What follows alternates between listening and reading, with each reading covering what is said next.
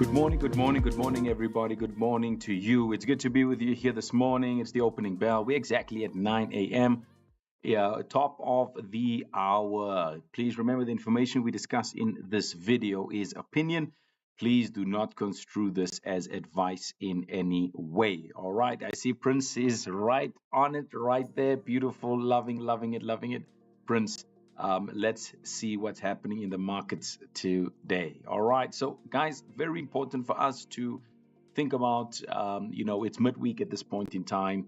What's going to be very important for us, going through the week is to consider the current status of what's happening with the dollar, what's happening with the filter through to the gold, the oil, and also a lot of the political, tensions that's actually roaming around. We don't want to forget about that. That's very important. And so, with that being said, let's get into some of the fundamentals. Then we're going to look at some technicals here just to, see if there's anything that we can do, especially on the New Zealand dollar. There's something there that I'd like to mention to the guys. So let's get into it right now. We see the United States dollar fell to around 98.5. Its third straight day decline. Now, one of the questions might be, why did this happen? Well, quite simply, guys, President Trump threatened those new tariffs on 8 European countries unless, a deal is reached over Greenland. He's extremely adamant about that. Europe is considering retaliation around it and including some more tariffs from their side on 93 billion US dollars of US goods. Quite a number there, yeah. Investors fear Europe could sell those US stocks and bonds in response. A Danish pension fund has already signaled plans to exit US treasuries. So this thing is getting crazy, guys. It's really getting crazy, and this is all because of the occupation of land. So what markets are then watching with this is a US Supreme Court ruling on illegality of parts of Trump's trade policies, and the impact is pretty straightforward. Confidence in US assets is weakening. All right, so the dollar is falling against most currencies, but steady versus the yen. The yen has their own political drama and economic factors, going on. But we want to, shift our attention mostly then to the New Zealand dollar, which is doing pretty good against against the US. It's trading around the 0.58 cents at this moment in time, and it's near a third week high. Now, the reasons for this is, one, dollar is weaker because of the rising US-European trade tensions, as mentioned. But also, New Zealand's local economy data has been positive, showing the economy is slowly recovering there, which is fantastic for us.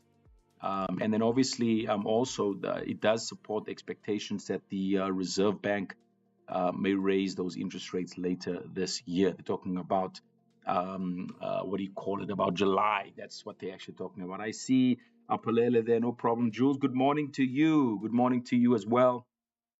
And so we're seeing inflation data, the CPI on Friday. So watch out for New Zealand. It's going to be important there. And then obviously they have about a 3% target range on the inflation data. The inflation reading would then obviously increase the chances of that rate hike. All right, and then you can also check out the AUD USD, also looking pretty good there. Australia is backed by the weaker US dollar due to those tensions. Investors are waiting for Australians' jobs data this week, so watch out for that. I believe it's tomorrow.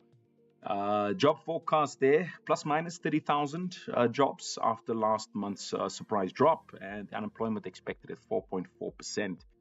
On Bitcoin, excuse me, on a Bitcoin here for the guys. Let's get into it. Interesting chart here on Bitcoin, actually. We have seen now that Bitcoin fell nearly 5%. Dropping below the 89,000 US dollar mark, wiped out pretty much of a lot of this year's gains. Now, why did this happen, guys? Well, there's two very important reasons I'm going to mention now. Global investors has moved into a risk-off mode due to the US and Europe trade tensions and concerns about the confidence in US assets hurts these risk markets. All right, so that's why they're going to the safe haven. Assets like the gold and the silver, etc., because those are really a bit more stable when it's a political term, when there's political turmoil. Other news on the Bitcoin move there, the strategy, the formerly Micro strategy, bought about 22,305 Bitcoin for about 2.13 billion. And total holdings now at 709.715 BTC. And despite the purchase, the company shares fell by 10% over 3 sessions. All right, so the impact is Bitcoin remains volatile at this point in time. Large institutional buying supports long-term demand, but short-term sentiment is weak. So that's it on the Bitcoin saga. But, that's just the fundamentals. Remember, we're dealing with this on a fractional basis. We're not looking at this in the next 5-10 years at this point. We're actually dealing with this on a weekly basis at this point in time. You can see that just from a monthly standpoint, this is the month. So far, this is last month. So we really just technically created a high. This is a correction, creating a higher low at this point in time in this structure. So it's nothing, really crazy apart from, the tension between the US and the EU. So once that dies down, if it does, we could see some further developments into Bitcoin again. So check out the NZD USD today.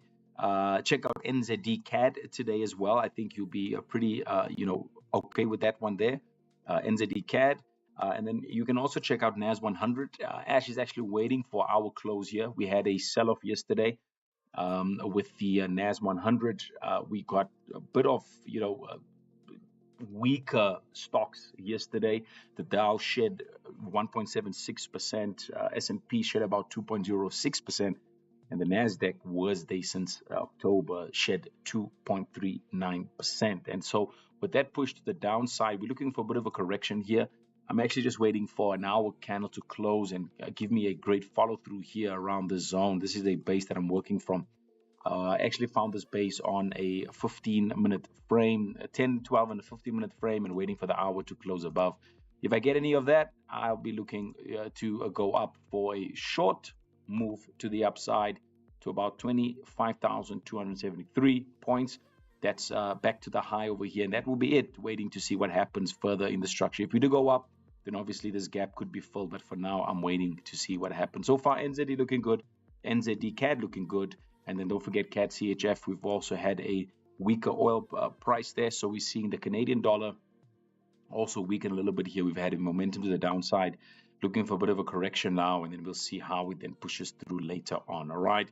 But guys, that's it from me here this morning on the opening bell. It's midweek. Not much to look for at this point in time. Fundamentals still pretty much the same as we did in the beginning of the week. Nothing really changed at this point in time. But we will definitely be back to give you some updates tomorrow and Friday to see how the day goes. Don't forget the trading room tomorrow at 2 o'clock, guys. We'll be there to make sure that we look for opportunities. But that's it from me this morning here.